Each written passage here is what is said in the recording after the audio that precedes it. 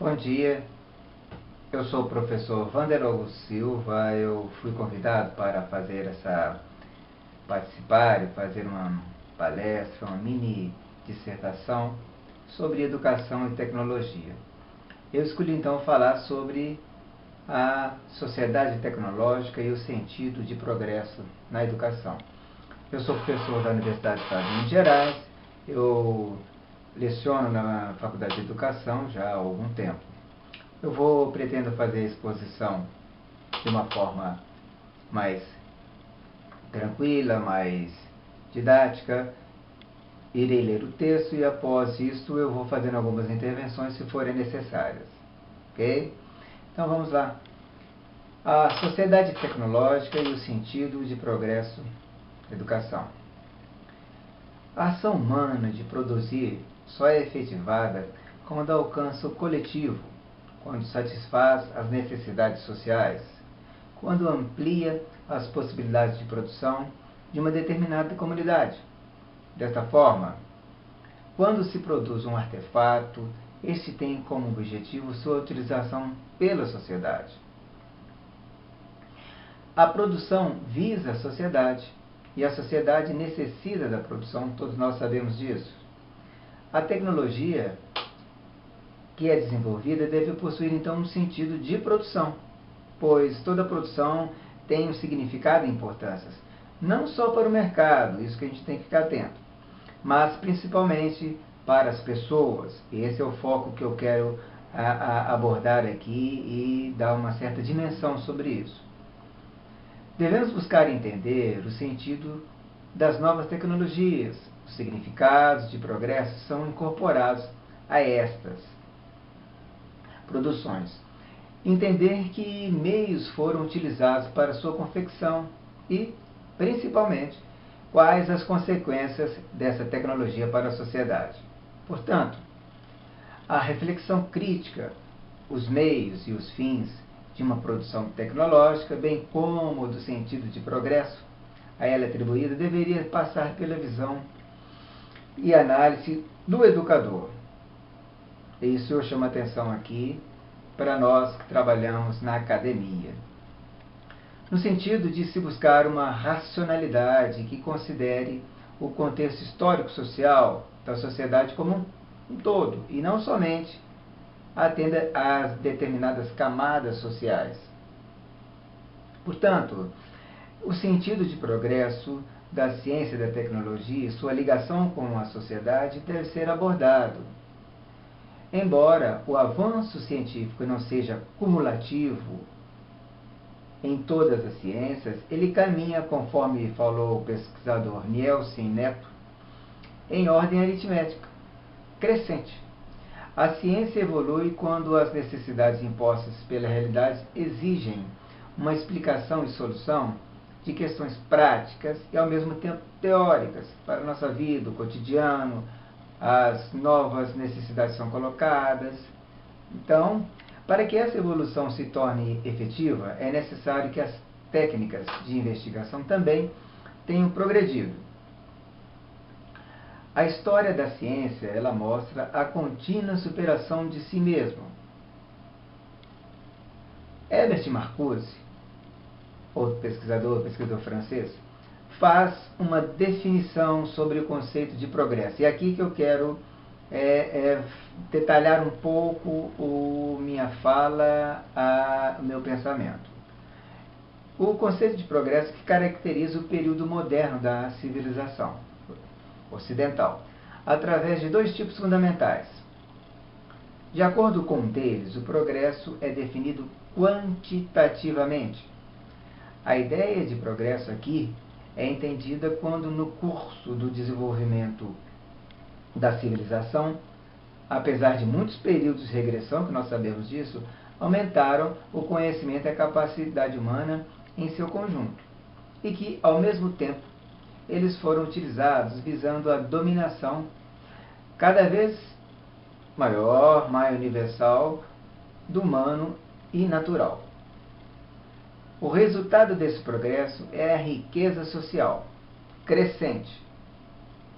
Agora, na mesma medida com que o desenvolvimento da civilização aumenta as necessidades humanas e também os meios para satisfazê-los. Porém, Marcuse chama a atenção e questiona se esse progresso contribui igualmente para o aperfeiçoamento humano. Estou falando de aperfeiçoamento humano quanto essência, né? Para uma existência mais livre e feliz. Esse conceito quantitativo aqui de progresso, né, Marcuse denomina de progresso técnico, elaborado, sobretudo através da filosofia idealista de Hegel.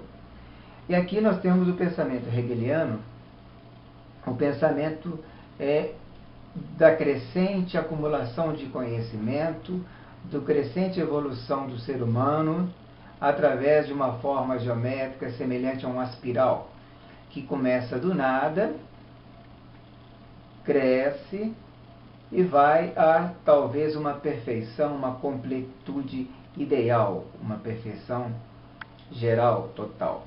Essa é a ideia hegeliana, né? Pois bem, outro tipo de progresso considerado por Marcuse seria o qualitativo, no qual o resultado do progresso consiste na humanização progressiva dos homens, no desaparecimento da escravidão, do arbítrio, da opressão, do sofrimento, sendo denominado por ele de progresso humanitário. Entretanto, existe uma conexão entre o conceito qualitativo e quantitativo. Qual seja, o progresso técnico parece ser a pré-condição de todo o progresso humanitário. Lógico, eu preciso ter condições materiais para desenvolver a minha capacidade de ser humano. Eu preciso ter uma vacina que me deixe imune a determinadas doenças. Eu preciso ter um computador que acelere meu processo de produção de conhecimento acadêmico. As humanidades, as necessidades humanas podem ser configuradas e satisfeitas de maneira cada vez mais, digamos, humanas. Porém, essa condição de melhoria de vida, forjada pelo progresso técnico, não significa que é repartida socialmente. Para Herbert Marcuse, a formulação filosófica do conceito de progresso tem uma tendência manifesta a neutralizar o próprio progresso. No século XVIII e até a Revolução Francesa, o conceito de progresso técnico era concebido também qualitativamente, e o aperfeiçoamento técnico, como tal, não se separava do aperfeiçoamento da humanidade. Podemos falar que Auguste Comte e Stuart Mill têm uma relação de discrepância com Condorcet. Comte e Mill procuram definir o progresso sem recorrer a valores. O progresso técnico, enquanto tal, não pode resultar na perfeição humana. Esse conceito de progresso, pretensamente livre de valores, característico do desenvolvimento da civilização e da cultura ocidental, contém um valor que indica o princípio imanente do progresso sobre o qual a sociedade industrial moderna desenvolveu empiricamente. Seus elementos poderiam ser assim caracterizados. O mais alto valor consiste na produtividade, não somente no sentido de aumentar a produção de bens materiais, mas também no sentido de dominação universal da natureza. Nesse sentido, Marcuse faz uma indagação. Produtividade para quê? A produtividade em que sentido? E ele mesmo responde. Seria para satisfazer as necessidades, evidentemente. Porém, quando o conceito de necessidade engloba também bombas e destruição, devemos afirmar que esse conceito é inútil e desonesto. Mas a produtividade é inseparável do moderno princípio de progresso. E é então que Marcuse trabalha essa questão. O trabalho na sociedade industrial separa a necessidade do indivíduo da necessidade social. É o que o progresso na sociedade moderna industrial não é neutro, tem suas consequências. A crescente internacionalização da ciência, que alguns colocam como globalização, segundo Freire e Maia, torna cada vez menos sujeita à diferenciação das nacionalidades. Há quem defenda a tese da neutralidade da ciência, pensando que o uso das tecnologias de forma benéfica ou maléfica são decisões de não cientistas, ou seja, são decisões de políticos, militares, empresários, que se apropriam dos resultados e o aplicam conforme seus interesses. Porém, o próprio Freire Maia ressalta que a ciência não possui inocência e a pureza que alguns nelas querem crer e ver. Quanto ao aspecto da ética na ciência, Leon Olivier analisa os deveres morais do cientista e do tecnólogo, e diria também nós, educadores, em relação à sociedade. Segundo Olivier, os cientistas devem ser conscientes das responsabilidades que adquirem, bem como das consequências de seu trabalho, principalmente sobre a responsabilidade de informar com exatidão a sociedade, devido a possuir conhecimento técnico, ele então aprofundado. Os tecnólogos devem ser conscientes para a necessidade de avaliar as tecnologias que se formam e se ampliam, não somente em termos de eficiência, até onde for possível, quanto às consequências naturais e sociais em as quais as tecnologias causam impacto. Porém, como nunca se pode conhecer todas as consequências, os tecnólogos, e diria novamente nós, educadores, devemos deixar claro perante ao público acerca de que sabem e do que devem saber, ou não devem saber, sobretudo quando existe impossibilidade de ter-se consequências negativas com um determinado manuseio de um artefato tecnológico.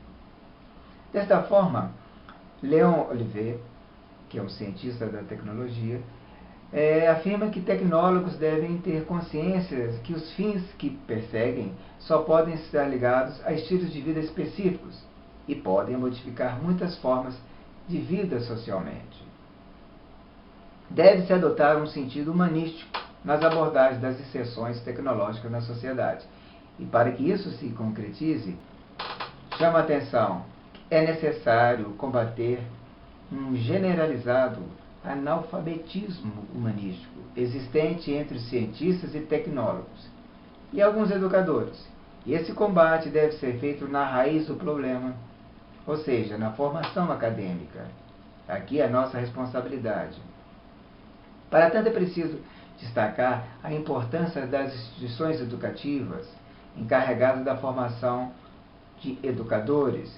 É necessário reforçar o trabalho educativo para combater a ignorância humanística que existe entre alguns desses.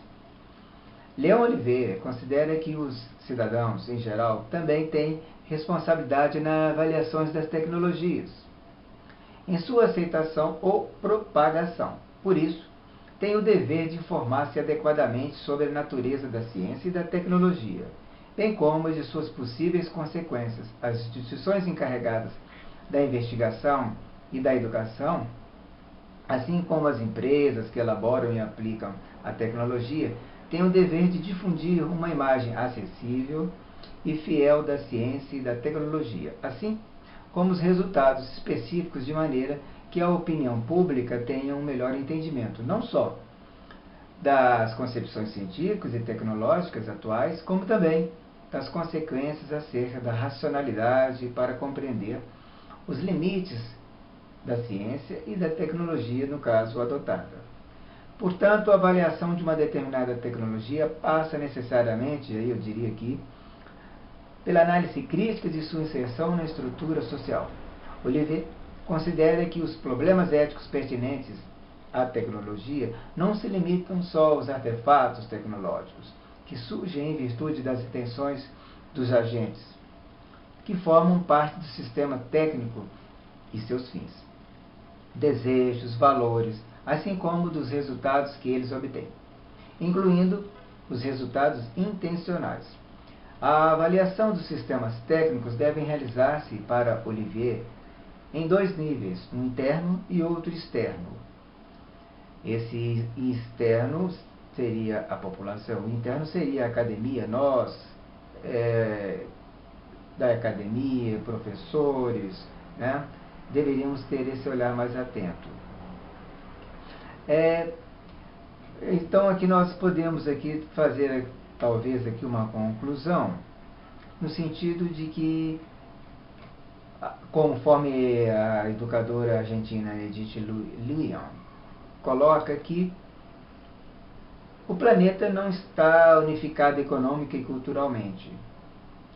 A tecnologia, na verdade, acentua a barreira entre os que podem e os que não podem ter acesso a ela, e especialmente em produzi-la. Assim, o educador da tecnologia não educa na homogeneidade, e sim na diversidade. Daí a importância da escola trabalhar com o profissional da tecnologia, essa condição político-econômica, de forma reflexiva e crítica. Assim, dessa forma, podemos fazer umas considerações finais. Cada sociedade cria, pensa, deseja e age sobre o mundo através da técnica e da tecnologia e de outros sistemas simbólicos. A tecnologia é impensável sem admitir a relação entre o homem e a sociedade. A tecnologia não é neutra, obedece a jogos de poderes, a leis de mercado, que a própria sociedade estabelece, na qual está inserida. Seria interessante, então, considerar que o sistema educacional está sujeito a apropriar-se das produções tecnológicas, de várias formas, devendo, porém, prevalecer o sentido ético e político-ideológico da dimensão humana e a função social da utilização dessas tecnologias. Portanto, eu finalizo aqui essa minha fala, uma curta fala, que eu espero que seja importante na formação não só de educadores, mas daqueles que utilizam os sistemas de informação, o sistema de comunicação na atualidade, de refletir sobre a sua responsabilidade e sobre a formação daquele que está recebendo essa sua produção. Devemos ter esse cuidado para que possamos ter, de fato, um mundo mais fraterno, ético e humano. Muito obrigado e bom dia.